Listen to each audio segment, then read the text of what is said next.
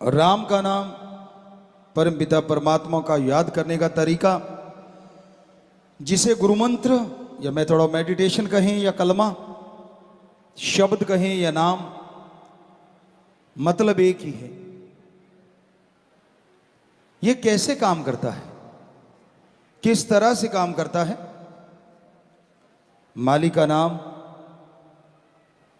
आदमी के अंदर की उन शक्तियों को जगा देता है जो दबी बैठी हैं, जो दब चुकी हैं,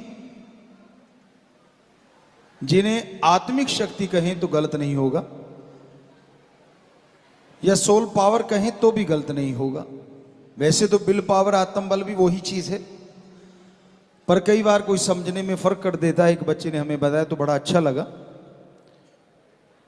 क्योंकि शॉर्ट में अगर आत्म बल कहें तो आत्मा की ही शक्ति है, तभी बल आता है। लेकिन आजकल लोग वैसे आत्म बल को या विल पावर को कुछ और मान लेते हैं। तो आत्मिक शक्तियां जागृत करना ही बेहद जरूरी है, और जब तक वो जागृत नहीं होती, आदमी शांति का अनुभव, खुशी का एहसास नहीं कर पाता। तो आत्मिक शक्तियों को जगाने के लिए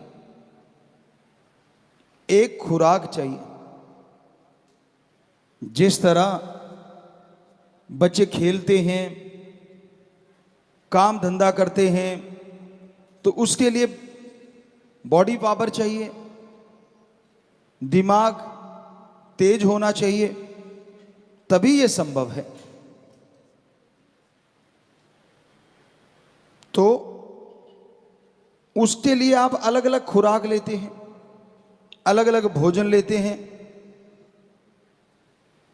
आपके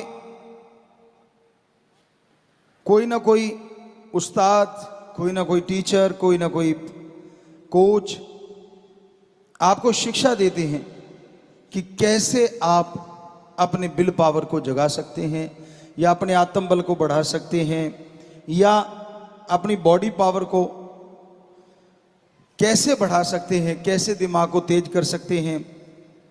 वैसे तो ये कहावत है, अनसुलझी हुई पहेलियों को सुलझाना भी दिमाग को बढ़ाना है। जितना दिमाग ज़्यादा लगाओगे उतना ही दिमाग बढ़ता चला जाता है, और जितना दिमाग नहीं लगाना चाहोगे, दिमाग एक तरह से शटर डाउन हो जाता है, बंद हो जाता है। तो जितना ज़्यादा इसका इस्तेमाल करोगे उतना ही दिमाग बढ़ेगा, जो आपके पढ़ने में, बिजनेस में, जो भी आप दिमागी कार्य करते हैं उसमें आपकी सहायता करेगा। बॉडी पावर के लिए अलग अलग तरीका बताया जाता है। पुराने टाइमों में घी खा लो भाई, दही खा लो, छाछ पी लो। आज वालों को वो चीज़ लगता है कि गलत थी, तो आपको नॉलेज के लिए बताना चाहेंगे, ये जो वे प्रोटीन बनता है या प्रोटीन बहुत सारा बनता है, वो छाछ में जो मलाई होती है, एक घर की छाछ होती है ना, गांव वाले बच्चे जानते होंगे। तो घर की छाछ में एक मलाई होती है, जिसके नाम अलग अलग हैं, अलग अलग भाषाओं में। कोई छिड्डी कहता है, कोई मलाई कहता है, कोई कुछ कहता है। आजकल तो आप दूध की मलाई भी खैर छान छान के पीते हैं, पहलवान जो हुए। पर उस समय छाछ क्यों पीते थे लोग? क्योंकि आज वे प्रोटीन भी उस छाछ की मलाई से ही ज्यादा बनाया जाता है, जो ओरिजिनल होता है और ऑर्गेनिक होता है। तो हमारे कोई बुजुर्ग पागल नहीं थे, और कितनी पावर हुआ करती थी, बॉडी पावर। आज भी नहीं है बच्चों में, ऐसा नहीं कि बॉडी पावर नहीं है। जो पहलवान हैं, जो प्लेयर हैं, आज भी ऐसी ऐसी चीजें कर रहे हैं जो पहले नहीं हुई। टेक्निक नहीं पता था उनको, पावर पावर थी। आज टेक्निक सीख गए, वो पावर पहले बहुत ज्यादा थी। ट्रैक्टर को उठा देना, वैसे ऐसी चीजें हुआ करती, बड़े बड़े बड़ा कुछ होता था जो हमने देखा, जो आज कम ही देखने को मिलता है। हाँ, टेक्निकली आज ज्यादा परफेक्ट होते जा रहे हैं। सो इस सब के लिए खुराक निश्चित की जाती है। जिसकी चर्चा हम कर रहे हैं वो वाली खुराक, आत्मिक शक्ति या सोल पावर। आत्मा की खुराक कौन सी है जिससे आत्मिक शक्ति बढ़ जाए, ताकि आपका विल पावर अप होता ही चला जाए। और आपको पता है, जिनके अंदर विल पावर होता है, आत्म बल होता है, वो अपनी आदतों को बदल डालते हैं। और आज कौन सी आदत बदलने की जरूरत है? मांसाहार, शराब, नशे और अपनी बैड हैबिट्स। आप किसी को बताओ मत, क्योंकि आपको शर्म आती है, पता नहीं क्या बोलेगा, और सच भी है, पता नहीं कौन क्या बोल दे, ये तो लफंगा है, ये तो गुंडा है, ये तो नशेड़ी है, तरह तरह के वर्ड आज आम ही सुनने में मिलते हैं। तो इस डर से आप किसी से शेयर भी नहीं करना चाहते। तो उसके लिए आपको एक तरीका बताएंगे जिसका नाम है गुरु मंत्रा। किसी को बताने की जरूरत नहीं पड़ेगी, आप अपनी आदतों को खुद बदल डालोगे, और वो भी कुछ घंटों में, कुछ मिनटों में। आपके अंदर वो सोल पावर, वो आत्मिक शक्तियां जाग उठेंगी। आपका आत्म बल, विल पावर बुलंदियों पे पहुंचने लगेगा। और जिनके अंदर आत्म बल होता है ना, वो कभी ये नहीं कहते ये कैसे होगा। कितना भी असंभव सा कार्य हो, वो कहते ये तो चुटकियों में हो जाएगा, बात ही कुछ नहीं। ये निशानी होती है आत्मिक शक्ति की। वरना तो आज जिधर देख लो आप, निगाह घुमा लो, ये नहीं हो सकता, ये तो होगा ही नहीं, आगे बढ़ ही नहीं सकते, आगे तो बढ़ा ही नहीं जा सकता, ये तो हल ही नहीं हो सकता, चाहे कुछ भी कर लो। हम गारंटी देते हैं, आप सुमरण कीजिए, वो जो गुरुमंत्र बताएंगे उसका जाप कीजिए लगातार। जो असंभव लगता है उसमें ही सफलता का कोई ना कोई शब्द मिल जाएगा, और सीढ़ियां चढ़ के आप सफलता के शिखर पे पहुंच जाएंगे। तो इसलिए ये अपनी डिक्शनरी से निकालने के लिए कि असंभव कुछ नहीं होता, जरूरी है अंदर आत्मिक शक्तियों का होना, सोल पावर को जगाना। और उस सोल पावर को जगाने के लिए, आत्मिक शक्तियां बढ़ाने के लिए कोई लंबी चौड़ी कथा कहानी नहीं है, बस 3 शब्द हैं या 1 शब्द। कईयों के अंदर भ्रम है, 5 के बिना पार नहीं होते। कईयों का है कि अब तो ज़्यादा ही शॉर्ट हो गया, 3 के बिना पार नहीं होते। आपका भ्रम है, शायद बेपरवाह जी के वचन आपने नहीं सुने होंगे। परम पिता जी ने भी एक बार वचन किए थे, किसी के कहने पे उनको बोला गया कि पहले तो साईं जी 5 देते थे, अब आप 3 गुरुमंत्र के शब्द कर दिए, ये तो कम है। तो तब बेपरवाह जी ने फरमाया था, 3 तो क्या, सतगुरु चाहे, फकीर चाहे तो 1 शब्द से वार कर सकता है। तो समय समय की बात है, समय समय के अनुसार चीजें बदलती रहती हैं। जैसे जैसे समय बदलता है, वैसे वैसे संत, पीर, फकीर परमपिता परमात्मा से प्रार्थना करके उन शब्दों को उस तरीके से बताने लग जाते हैं कि मीनिंग्स वही रहता है, लेकिन शब्द बोलने में आसान हो जाते हैं। आज के बच्चों में रहता है कि हम शॉर्टकट अपना लें, शॉर्टकट, थोड़े से चीज। तो 1 शब्द से शॉर्टकट तो कोई हो नहीं सकता, इससे शॉर्टकट नहीं हो सकता। तो इसलिए बड़ा ही आसान सा तरीका होगा। आप जब सुनेंगे, अच्छा नाम इतना बड़ा, गुरुमंत्र और शब्द 1, लेकिन जब आप जाप करेंगे वो 1 ही 1 से मिला सकता है, इतनी पावर है उसमें। ऐसे तो आप अगर सोच के देखो, एक अपनी दुनिया है, अपनी धरती पे दुनिया है। अब तो साइंटिस्ट भी मानने लगे हैं, बाहरली दुनिया के लोग आ रहे हैं, इस धरती पे हो सकता है कुछ रह रहे हो बाहरली दुनिया के लोग। बड़ी जोर शोर से कुछ लोग इसको खोजने में भी लगे हुए हैं कि आखिर बाहर दुनिया कहाँ है, जिंदगी कहाँ है। चंद्रमा पे पहुंच रहे हैं, मंगल ग्रह तक जा रहे हैं। पर हमारे धर्मों में, खास करके पवित्र वेदों में, हजारों साल पहले लिखा है, सैकड़ों जगह जिंदगियां हैं, सैकड़ों त्रिलोकियां हैं। त्रिलोकी आसमान, धरती, पताल को नहीं कहा जाता। त्रिलोकी का मतलब होता है 3 तरह के जीव, 3 प्रकार की शरीर।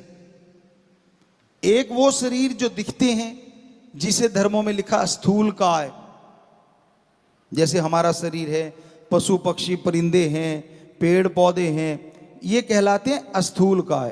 पृथ्वी, पानी, अग्नि, वायु, आकाश 5 तत्व से निर्मित हैं।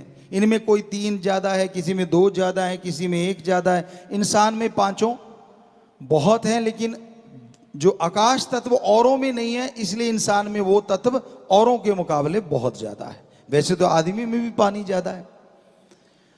तो इस तरह वो एक बैलेंस बन जाता है जब आकाश तत्व ज्यादा आ जाता है। तो ये स्थूल काय है, एक है सूक्ष्म काय। चाहे आप कितने भी पढ़े लिखे हो, साइंटिस्ट को हम चैलेंज करते हैं, आप सुन लो एक बार, फिर बताना गलत क्या है। क्योंकि धर्मों को हमने विज्ञान के दृष्टिकोण से पढ़ा, सदगुरु जी की कृपा से, उनके हुक्म से। खुद नॉन मेडिकल के स्टूडेंट रहे तो इसलिए बड़ा आसान हो गया। गुरु जी कहने लगे धर्मों को विज्ञान के दृष्टिकोण से पढ़ो, और जब हमने पढ़ा तो गजब हो गया कि धर्म तो महासागर है विज्ञान का, विज्ञान तो एक छोटी सी नदी है जो उसमें से निकली है कल परसों। तो क्या है कि सूक्ष्म काय शरीर कौन से हैं जो खुली आंखों से दिखने में नहीं आते। आप उन्हें बैक्टीरिया कह लें, उदाहरण के तौर पे वायरस कह लें, या उससे भी और सूक्ष्म है जो आज तक आप पकड़ नहीं पाए। अच्छा साइंटिस्ट इस बात को मानेगा कि हम परिपूर्ण नहीं हुए हैं, अभी तक अति सूक्ष्म से सूक्ष्म को नहीं देख पाए हैं। जिनकी एक चीज बंद हो जाती है कि बस हमने बैक्टीरिया देख लिया, इससे सूक्ष्म क्या हो सकता है, वो चुप हो गए। लेकिन कुछ ऐसे भी होंगे जिज्ञासु कि और देखें क्या और भी कुछ सूक्ष्म है, तो जरूर मिल जाएगा, है सूक्ष्म। तो वो शरीर है सूक्ष्म काय। एक है कारण काय, वो देवताओं के शरीर माने जाते हैं। आप तो देवताओं पे बिलीव नहीं करते, जो करो ना करो, पर हमारे अकॉर्डिंग जो हमने महसूस किया, 33 प्रकार के देवी देवता जो सृष्टियों में संभालते हैं वो पाए जाते हैं। वैसे तो अलग लोक है, वो भी सच है। हम आपको ये देंगे तरीका, जो आप देखना चाहोगे इसका अभ्यास कर लेना, देख पाओगे अपने अंदर से। इससे बड़ी गारंटी क्या दे सकते हैं? हमने देखा है, आप भी देख सकते हो। हम भी इंसान हैं, आप भी इंसान हो। हमने अभ्यास किया, आपको करना पड़ेगा, इतना सा फर्क है। अभ्यास करे बिना तो डिग्रियां ही नहीं मिलती आपको। आज जो पढ़े लिखे बैठे हो आप यहाँ पे, जितने भी सज्जन बहनें, हमारी बेटियां, हमारे बेटे, जो भी आप बैठे हो, सामने नजर आ रहे हो बहुत।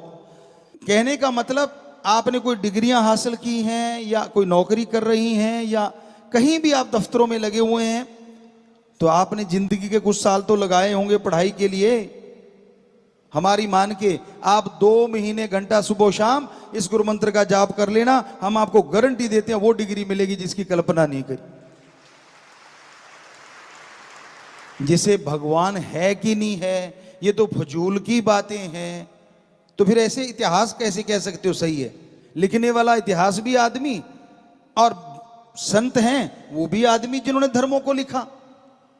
अरे इतिहास को लिखने वालों के तो बच्चे थे, और जो संतों ने धर्मों को लिखा उन्होंने दुनिया त्याग के धर्मों को लिखा हमारे लिए। जिनके बच्चे होते हैं वो तो बेईमानी कर सकता है, झूठ बोल सकता है। अब जिनके बच्चे है ही नहीं, सारी समाज को बच्चे मान के जो लिखता है वो कभी झूठ नहीं लिखता। जो उसके अनुभव में आता है वो लिखता है। हम नहीं कहते कि इतिहासकारों ने झूठ लिखा होगा, लेकिन अगर दोनों की तुलना की जाए तो चांसेस किसके ज्यादा बेईमानी करने की?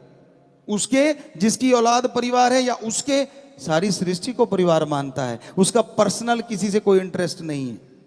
तो हमें लगता है चांसेस बेईमानी के उसके ज्यादा हो जाते हैं जिसकी एक अपनी फैमिली है। वो उनके लिए ठगी मार सकता है, बेईमानी कर सकता है, कुछ भी कर सकता है। पर जिसकी सारी सृष्टि फैमिली है, जिसको पता है उसके शब्दों को आने वाले टाइम में प्रयोग किया जाएगा, भगवान से जुड़ जाता है, वो 100% सच होता है। उसमें कोई चांस ही नहीं रहता कि वो बेईमानी करेगा। किस लिए? कोई पर्पज तो हो, अपना नाम मशहूर करने के लिए। ऐसा भी उन्होंने नहीं कहा। उन्होंने तो अपने आप को दासों का दास, सबसे छोटा, मैं तो आपके जूतों में बैठूंगा, हमेशा आपने सुना होगा। तो ऐसी बातें आती हैं संतों महापुरुषों की, जबकि वो इतने बड़े महापुरुष थे, इतने बड़े संत थे। तो कहने का मतलब महापुरुष लिखते हैं, सच लिखा था, सच है और सच ही रहेगा।